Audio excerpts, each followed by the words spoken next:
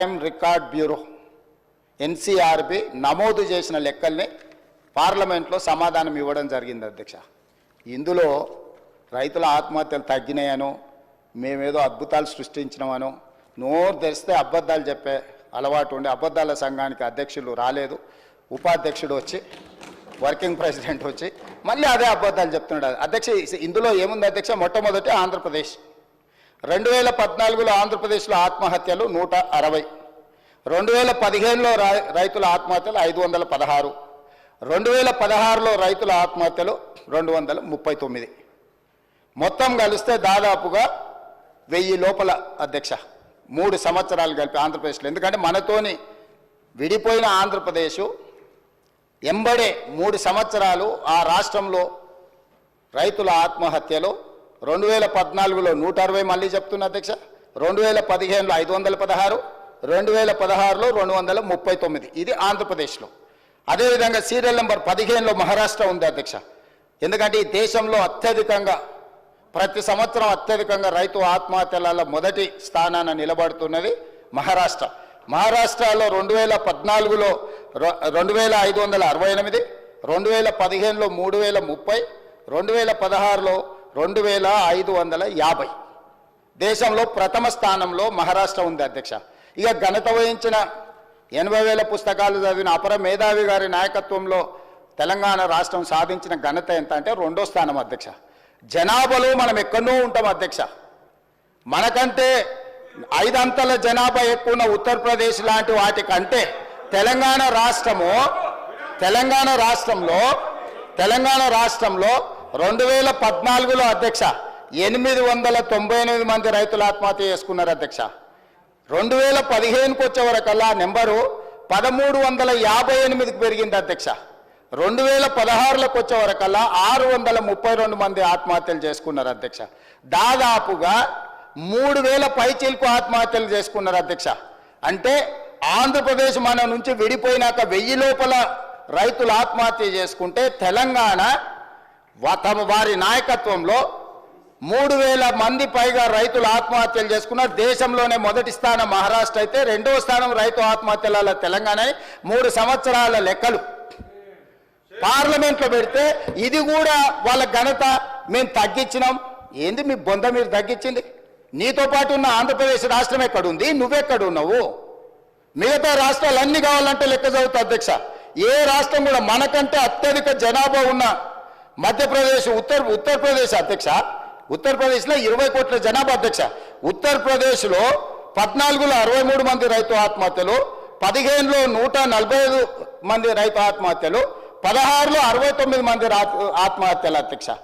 అత్యధిక దేశంలోనే అత్యధిక జనాభా ఉన్న ఉత్తరప్రదేశ్, పేదరికం ఉన్న ఉత్తరప్రదేశ్ 14లో మనకు 63 మంది, 15లో 145 మంది, 16లో 69 మంది రైతు ఆత్మహత్యలు అధ్యక్ష.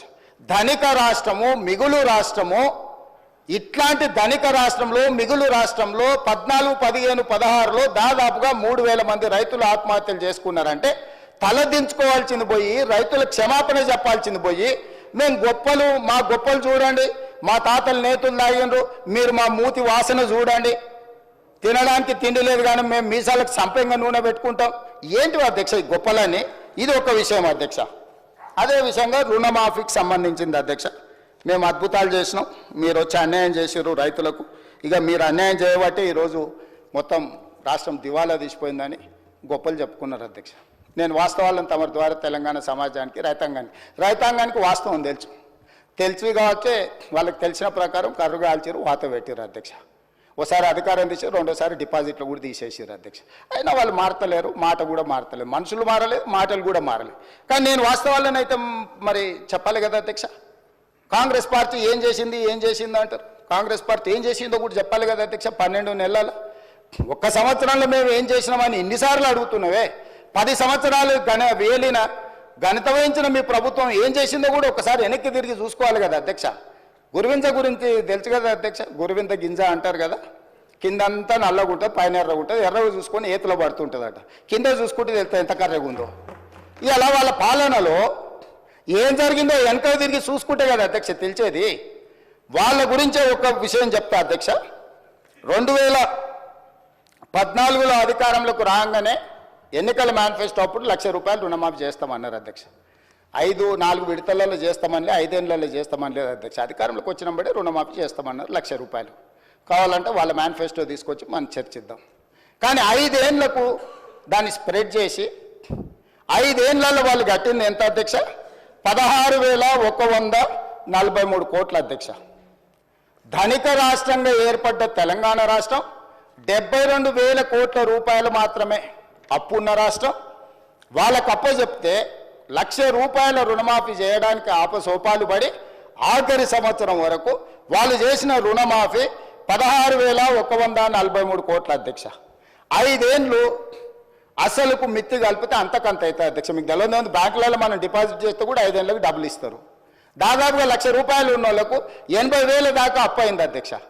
నువ్వు చేసిన రుణమాఫీ ఇంతకుముందు మా వాళ్ళు ఎవరు చెప్తా ఉంటే అది అప్పుకే మిత్తికే సరిపోయిందని. మీరు ఇచ్చింది మిత్తికి సరిపోయింది, అసలు అట్లనే రైతు మీద ఉంది. మళ్ళీ 2018లో మీరు ఎన్నికలలో హామీ ఇచ్చిండ్రు అధ్యక్ష, మళ్ళీ ₹1,00,000 రుణమాఫీ చేస్తాను.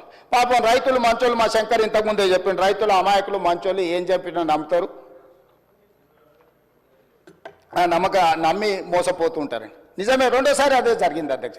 మొదటిసారి మోసం చేసిన పాపం మొదటిసారి ఏమైందో లేదు, మరి రెండోసారి అన్న మొదటిసారి దావతులలో సారి మర్చిపోయినా రెండోసారి అన్న గుర్తుపెట్టుకొని చేస్తాడేమో అనుకొని రెండోసారి నమ్మి మళ్ళీ అధికారం ఇచ్చింది అధ్యక్ష.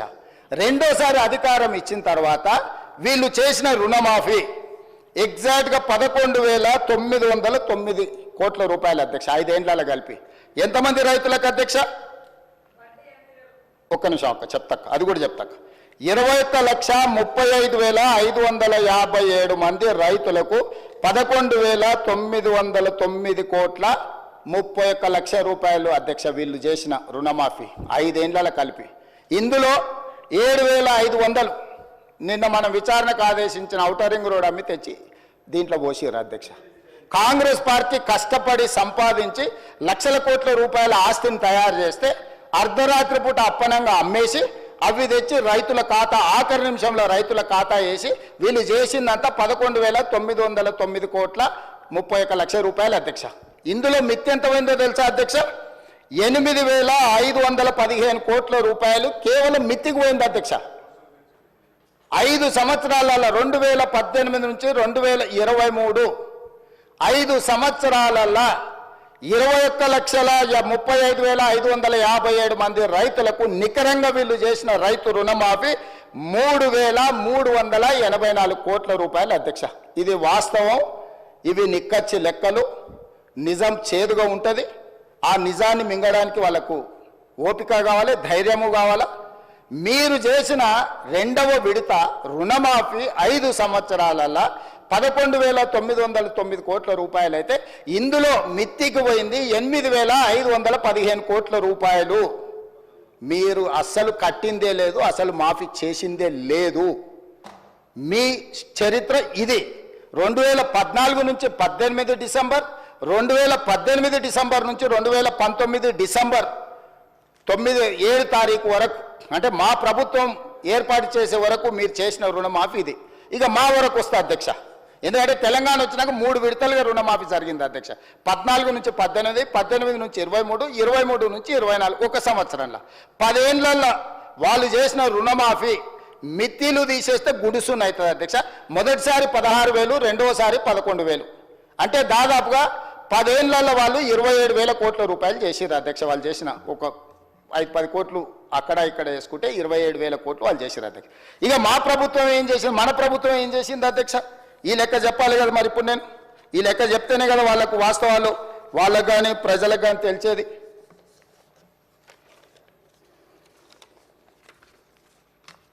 రెండు లక్షల వరకు రుణమాఫీ చేస్తామని ఎన్నికల మేనిఫెస్టోలు చెప్పినాం, ఎన్నికల తర్వాత కూడా చెప్పినాం. ఒక సందర్భంలో ఒక ఆయన సవాల్ ఇసిరిండు, అది అట్లా ఇది ఇట్లా అని. 15 ఆగస్టు లోపల చేస్తామని చెప్పినాం. ఇవాళ మొదటి ఫేజ్ 1